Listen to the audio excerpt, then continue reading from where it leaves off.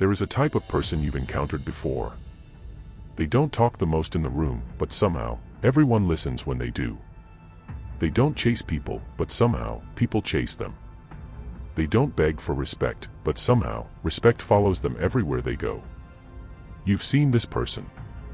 Maybe at work. Maybe in your social circle.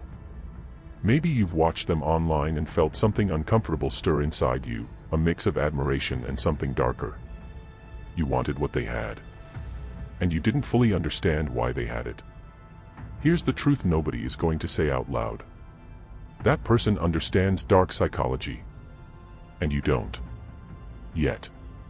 What separates the wolves from the sheep isn't talent. It isn't luck. It isn't even intelligence. It's a specific understanding of how human minds actually work, not how we pretend they work, not how we wish they worked, how they actually operate underneath all the social masks people wear every single day. Machiavelli documented this 500 years ago. They banned his book, called him the devil's advisor, burned his manuscripts, because the powerful people who already understood these principles didn't want everyone else learning them. Today, you learn them. Stay until the final section.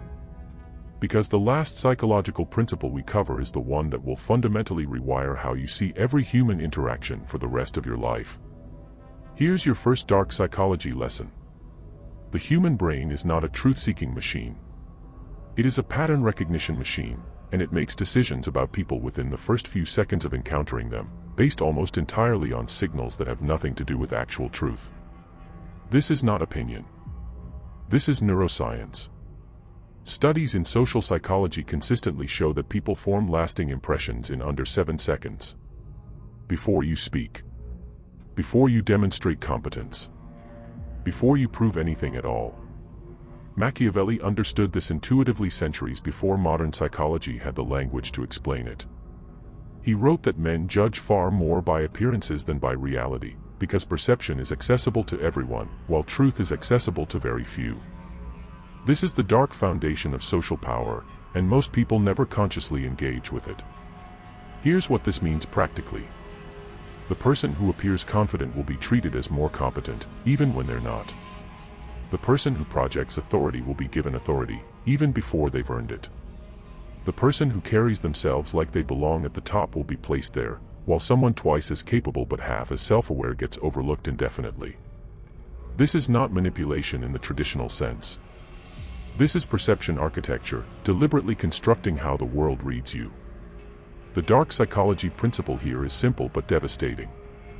Most people spend their entire lives trying to become worthy of recognition. Powerful people understand that recognition comes first, then the world adjusts its perception of your worth accordingly. So how do you apply this? Start with what psychologists call social presence, the nonverbal signals that communicate status before a single word leaves your mouth. Your posture. Your pace. The way you hold eye contact or deliberately choose not to. The silence you allow before you respond. These aren't superficial things.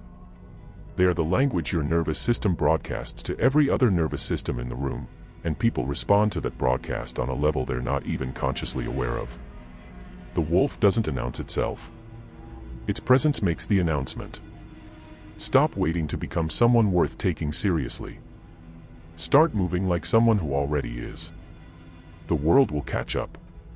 Now we get into territory that makes people uncomfortable. Good. Discomfort is where real understanding lies. Machiavelli made one of the most controversial statements in the history of political philosophy. It is better to be feared than loved, if you cannot be both. The internet takes this quote and runs in two wrong directions. Half the people say it's toxic. The other half use it as justification to be genuinely cruel. Both groups completely miss the point. Here is the dark psychology reality underneath that statement. Love creates dependency. Fear, in the psychological sense, creates boundaries. When people love you, meaning when they simply like you, want your approval, want to be around you, they will also test you. They will push your limits. They will slowly, incrementally cross the lines you set, because love without respect is just affection, and affection has no spine. But when people respect you, when they understand that your boundaries are real, that your word means something, that there are actual consequences for betrayal, they don't test you. They align with you. This is what Machiavelli meant. Not terror. Not intimidation. Not cruelty. Psychological gravity.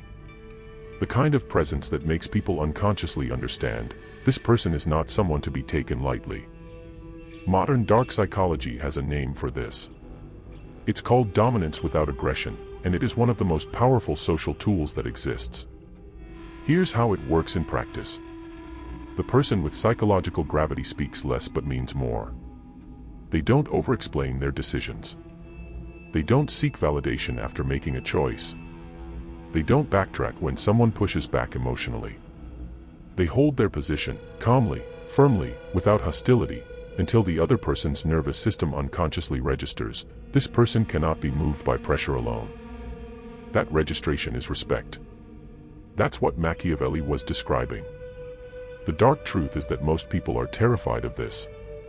Because holding your position requires you to be completely comfortable with someone being temporarily unhappy with you. And most people are so addicted to being liked that they will sacrifice every boundary they have just to keep the emotional temperature comfortable. The wolf is not aggressive. The wolf is simply unmovable. Build that quality. The social rewards are unlike anything approval seeking will ever give you. This section is the one that changes how you experience every relationship going forward. Dark psychology is not just a tool for gaining power. It is also, more importantly, a defense system against people who are already using it on you. Right now, in your life, there are people who understand social and emotional leverage intuitively. They may not have studied psychology formally, but they have developed, through experience, through trial and error, a precise understanding of how to get what they want from other people by targeting emotional vulnerabilities. Machiavelli called these individuals the foxes, those who recognize traps that the lion cannot see. Modern psychology calls their tactics by specific names. Guilt induction. Intermittent reinforcement. Strategic vulnerability. Manufactured scarcity of approval. Let's break these down, because recognition is immunity. Guilt induction is when someone frames your healthy boundaries as a personal betrayal. After everything I've done for you, I just thought you cared more than that. The goal is to make your self-protection feel selfish, so you abandon it. Intermittent reinforcement is the most psychologically addictive pattern in human relationships. It's when someone alternates unpredictably between warmth and coldness, approval and withdrawal. Your brain, wired for pattern recognition, becomes obsessed with solving the inconsistency. You work harder for their approval than you ever would for someone consistently kind. This is the psychological engine behind toxic relationships. And it works with devastating effectiveness on most people. Strategic vulnerability is when someone shares calculated personal weakness to trigger your empathy and lower your critical thinking. Not all vulnerability is manipulative, but when vulnerability appears precisely when someone wants something from you, and disappears when they don't, pay attention. Manufactured approval scarcity is withholding validation and praise that you've earned, creating an artificial hunger for recognition. When someone finally gives you that recognition, you feel disproportionately grateful. That gratitude becomes leverage. Here is the dark psychology truth. The people most susceptible to these tactics are those with the greatest unmet need for approval, love, or validation. This is not judgment. This is neuroscience. When core emotional needs go unmet in early life, the adult brain develops a hypersensitivity to social reward and social rejection. And manipulative people, consciously or not, target that hypersensitivity with precision. The Machiavellian defense is not to become emotionally cold. It is to become emotionally complete, to build such a stable internal foundation that external approval becomes genuinely unnecessary for your psychological functioning. The wolf does not beg the forest for validation. The wolf knows what it is, regardless of what the forest thinks. Machiavelli was brutal about this. And modern behavioral psychology backs him up completely. Your social environment is not just a backdrop to your life. It is an active shaping force on your cognition, your ambition, your self-concept, and your trajectory. The psychological term is social contagion, and it is far more powerful than most people are comfortable acknowledging. Studies consistently demonstrate that your income, your habits, your beliefs about what's possible for you, and even your emotional patterns, all of these trend toward the average of the 5 people you spend the most time with. Not because you're consciously copying them, but because the human brain is a social organ, fundamentally wired for attunement, for unconsciously synchronizing with the emotional and behavioral frequencies of those nearby. This means that surrounding yourself with people who are stagnant, cynical, or small in their thinking is not a neutral choice. It is an actively destructive one. Machiavelli advised every leader to surround themselves with people who would tell them hard truths, not comfortable lies. People who had their own competence, their own direction, their own power, and therefore had no need to manipulate or flatter. Dark psychology principle: people without their own power will always try to borrow yours, or diminish it so the gap between you becomes less uncomfortable for them.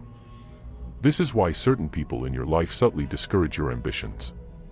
Not because they want you to fail, but because your success creates a psychological mirror that reflects their own stagnation back at them. Keeping you small keeps that mirror comfortable. The wolf builds a pack of wolves. Not because it's elitist, but because a pack of sheep cannot survive the winter that a wolf requires. Audit your circle. Ruthlessly. Not with cruelty, but with clarity. Who in your life consistently expands your thinking? Who consistently contracts it? Who challenges you to grow? Who rewards you for staying the same? Your answers are more important than any strategy or skill you will ever develop. And here it is.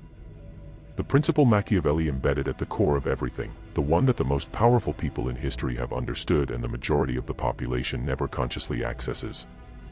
The externally directed life is always a controlled life. Most people move through the world in a fundamentally reactive mode. Something happens, they respond emotionally. Someone withdraws approval, they feel destabilized. Circumstances shift, they wait for conditions to improve before they move. This is not a personality flaw. It is the default human operating system, built for tribal survival in a prehistoric environment where social belonging was literally a matter of life and death. But you don't live in that environment anymore.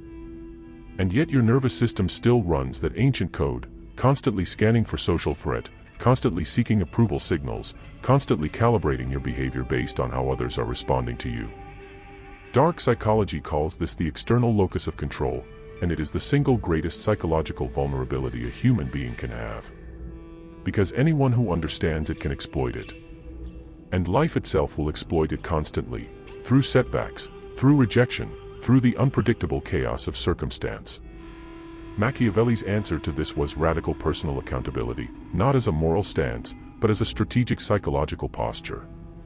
When you operate from complete internal ownership, when you stop waiting for conditions to change, stop waiting for people to recognize you, stop waiting for permission from the universe, something neurologically significant happens.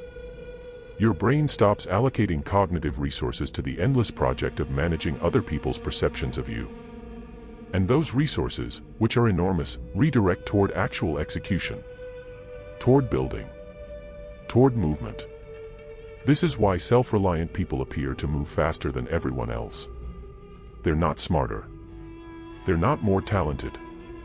They simply stopped spending 60% of their mental energy on approval management. The wolf does not ask the forest permission to hunt. Here is your final dark psychology audit. Answer these honestly. How many of your daily decisions are driven by what you actually want versus what you think will make others approve of you? How much of your identity depends on external validation to remain stable? What would you do differently tomorrow if you were completely certain no one was watching and no one was judging? Your answers are the map. The gap between who you are when you're being watched and who you are when you're not, that gap is exactly the distance between where you are and where your actual power lies. Close that gap. That is the entire mission. Let's bring this together. You've just been handed a psychological framework that most people spend decades, or an entire lifetime, never consciously accessing. Perception architecture. Psychological gravity. Emotional immunity. Social contagion. Internal ownership. These are not abstract theories. These are the operational mechanics of power, running silently underneath every interaction you have, every room you walk into, every relationship you're in right now. The question is no longer whether these forces exist. The question is whether you're going to understand them well enough to use them deliberately, or whether you're going to keep experiencing them as things that simply happen to you. The wolves in your world already know this. They knew it before this video. And they're using it right now, quietly, precisely, without announcing it. You just caught up. But here's the thing about dark psychology, knowing it once isn't enough. The patterns run deep. The old programming is stubborn. And what we covered today is only the first layer. The next video goes deeper. Into specific psychological tactics. Into the neuroscience of influence. Into the part of Machiavelli's work that historians deliberately left out of textbooks. If your mind is still moving after watching this, that's your instinct telling you something. Follow it. The wolf doesn't stop at the edge of the territory it already knows. Silent minds.